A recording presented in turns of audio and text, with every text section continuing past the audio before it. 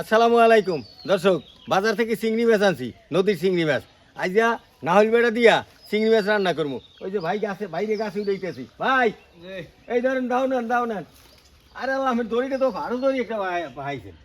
হ্যাঁ কইলেন না গামছা তো আমার কাছে আসেনি, শক্ত উঠতেন ভাই। হ্যাঁ আল্লাহ ভরসা। এই যে দেখছেন ঘেরা ধরলেই ফরিয়ে যায়। হ্যাঁ এই কোপ দেন এখন খালি। এই না ধুন।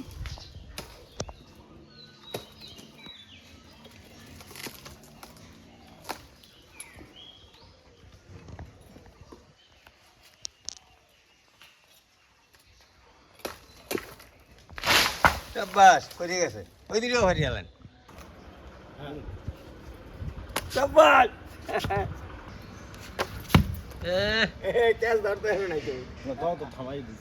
এই যে হাজি সাহেবের একটা ডাব দিতে আসি। এইটা মোক আফরিন খাইবে, এই কচি ডাবটা। এই যে মা আফরিন, এইটা আপনার জন্য, এইটা আপনার আমি গিফট করলাম। আড়া না পাড়া, এইটা ভালো ডাব। ডাব পাড়া শেষ, ঝুনা না হইলো পাড়া শেষ, ঝুনা না হইলো পাড়া শেষ, ডাবও পাড়া শেষ। তো চলেন এখন রান্নাঘরে যাই। এই না হইল একটা চিংড়ি মাছ রান্না করবো। দর্শক এই যে দেখেন নদীর টাটকা চিংড়ি মাছ লইয়েছি। এখন চিংড়ি মাছটা কুটিয়া ধুইয়া তারপরে না হইল দিয়ে রান্না। চিংড়ি মাছ কটা হয়ে গেছে, এখন না হইলে বাড়তে লমু।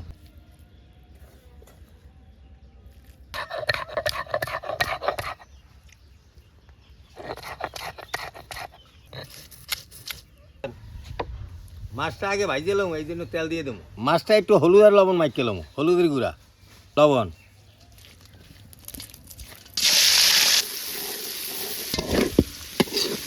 মাছটা ভাজা হয়েছে, মাছটা উড়াইয়া মশলাটা কষাই লম। পেঁয়াজ কুচি, নারকেল বাটা, এখন তুমি হলুদের গুঁড়া, এখন তুমি লবণ।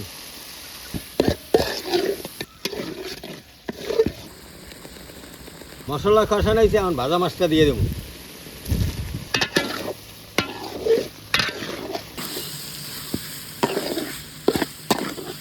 নারকেল বাটা দিয়ে চিংড়ি মাছ ভাজা হয়ে গেছে, এখন উঠেই হেলাম।